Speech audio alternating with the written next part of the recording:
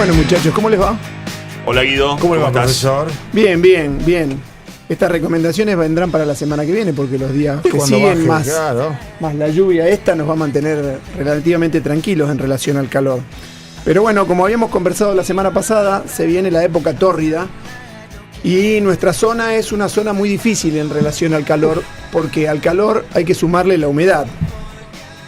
Y son dos variables del ejercicio.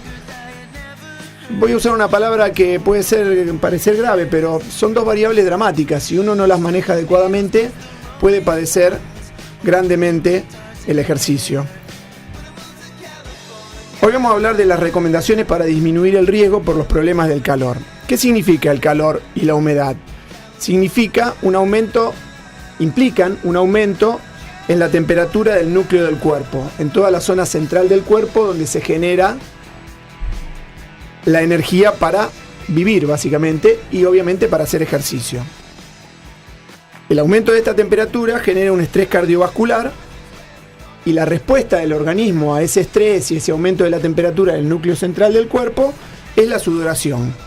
La sudoración es la respuesta fisiológica al aumento de temperatura del cuerpo.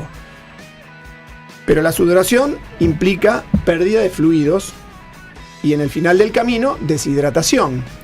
Entonces, la deshidratación, si se produce, va generando un deterioro de la capacidad para regular la temperatura del cuerpo, una disminución del rendimiento llevado al ejercicio físico y un aumento de posibilidades de pérdida de salud durante la deshidratación.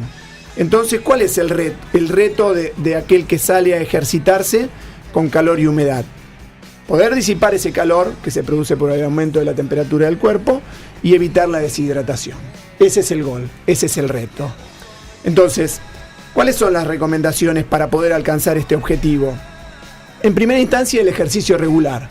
No salir aisladamente a hacer ejercicio, sobre todo cuando las temperaturas son altas. El ejercicio regular trae muchos beneficios, en principio para la salud y en segunda instancia para poder hacerlo saludablemente cuando las condiciones son adversas. El rendimiento físico, como dijimos, con el calor se ve disminuido significativamente. El riesgo de deshidratación y problemas por calor aumenta. Las condiciones de alto estrés con el aumento del calor externo son serias. Las condiciones de alto estrés cuando la temperatura es elevada son serias. Entonces tendremos que generar estrategias que nos permitan evitar ese riesgo. Como dijimos, ejercitarse regularmente. Segunda instancia, y esta es también muy valiosa como todas, pero esta es primaria para la época y el lugar en el que vivimos, ajustarse al ambiente. ¿Qué significa esto? En primera instancia, disminuir el volumen o la intensidad del ejercicio o ambas. Esto es, correr menos y más lento si uno sale a correr, si uno juega al fútbol, hacer más pausas para hidratarse como uno ve en los partidos del fútbol, jugar menos tiempo, vestir ropa liviana, floja y clara. La ropa clara absorbe menos el calor, rechaza los rayos del sol, la ropa oscura los absorbe y genera más calor. Preferentemente hacer el ejercicio a la sombra y donde hay viento. Y esto puede parecer gracioso, pero si uno elige correr, hacerlo por lugares donde haya sombra. La ribera del río tiene en una buena parte un lado con árboles y otro lado donde no hay árboles. Entonces elegir correr a la sombra.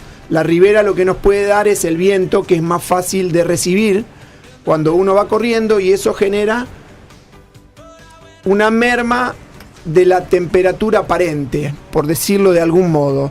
Vieron que el viento siempre parece que refresca, y es lo que hace en realidad. Entonces, lugar con sombra y viento. Elegir ejercitarse, si uno puede, durante las horas más frescas del día. Temprano a la mañana, al final del día, y no en el horario central del día, al mediodía. Y por sobre todas las cosas, nada de plásticos para deshidratarse, porque no nos ayuda en nada a perder grasa y aumenta grandemente el riesgo de los problemas por el calor. ¿Esas fajas, Guido, de neopren? De Tampoco. ningún modo. De ningún modo. No. Nada de esas cosas es falacia si alguien cree que va a perder peso por utilizar esas cosas, y lo que sí va a perder seguramente es salud.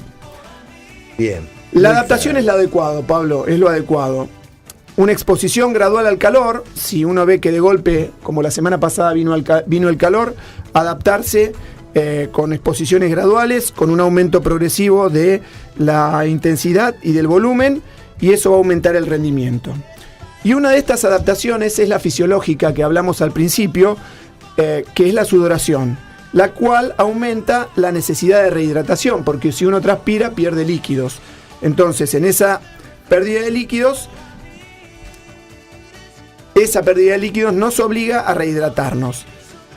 Mantenerse bien hidratado no es difícil, necesariamente. O sea, el agua está disponible, pero la mayoría de nosotros no bebe agua suficiente durante el ejercicio para reponer lo que se pierde por deshidratación, por sudoración durante el ejercicio.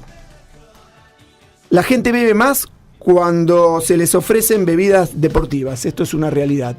Es más rico tener la botellita de colores y beber ese líquido que beber agua, y para la gente en principio resulta más fácil. Estas bebidas deben contener carbohidratos, que son energía, y electrolitos, que son las sales, fundamentalmente el sodio, que es la sal primaria que el cuerpo necesita. Si es de un sabor adecuado, mucho mejor, porque te genera más ganas de beberla. Y si está fría, no muy fría, fría y fresca, es lo ideal. ¿Cuándo debemos beber? Antes, durante y después. Antes de 300 a 600 mililitros, pero no un ratito antes, 2 horas antes del ejercicio, para que el exceso de líquido que nos genere esa bebida pueda ser perdida a través de la orina y no empezar el ejercicio y sentirse incómodo. Bien. Durante, ¿cuánto? De 300 a 600 centímetros o mililitros, centímetros cúbicos o mililitros, cada 15 minutos, para equiparar la pérdida por sudoración. Esto tiene que ver con el peso de cada individuo, por eso de 300 a 600. ¿Y cuánto después? En general, después hay que beber más de lo que uno siente ganas. La sed no es la guía. Y por cada kilogramo de peso perdido, debemos beber 1 litro de fluidos. Sea agua o sean bebidas rehidratantes. ¿Cuál es la diferencia? El agua deberá ser acompañada por alimentos que contengan tanto carbohidratos como sales, para reponer lo que se perdió. Sales, sodio, como dijimos antes, y también potasio. Y hay un punto que es a tener en cuenta. Niños, adultos mayores y embarazadas deberán tener especial cuidado con la deshidratación por el calor, ya que por diferentes razones estos 3 grupos etarios son más sensibles a las condiciones de calor. El gol entonces es mantenerlos bien hidratados. Bien. Creo, Pablo, que le hemos dado a la gente una guía adecuada para que puedan hacer ejercicio con bases científicas, porque es lo que dijimos, es lo que tratamos de expresar en el micro, para que no sufran problemas por deshidratación por exceso de calor. Bien. Mucha gente lo padece y mucha gente, no solo haciendo ejercicio, el otro día cuando fue el día más grueso del calor, mucha gente sufrió golpes de calor que los condujo a la pérdida momentánea de la salud. Por lo cual, si vamos a hacer ejercicio que representa salud, hacerlo de manera adecuada y con los cuidados necesarios para que no sea una carga y sea un acto disfrutable en la vida de cada uno de nosotros. Profesor, ha sido un gusto. Igualmente, muchachos, que tengan un buen fin de semana y bueno, aquellos que hayan terminado la semana muy cansados, que puedan descansar. Claro. Algunos están descansando. Despacito, sin golpear la puerta, la hora de despertar a Tota. Claro. Chao. Buen fin de semana, muchachos.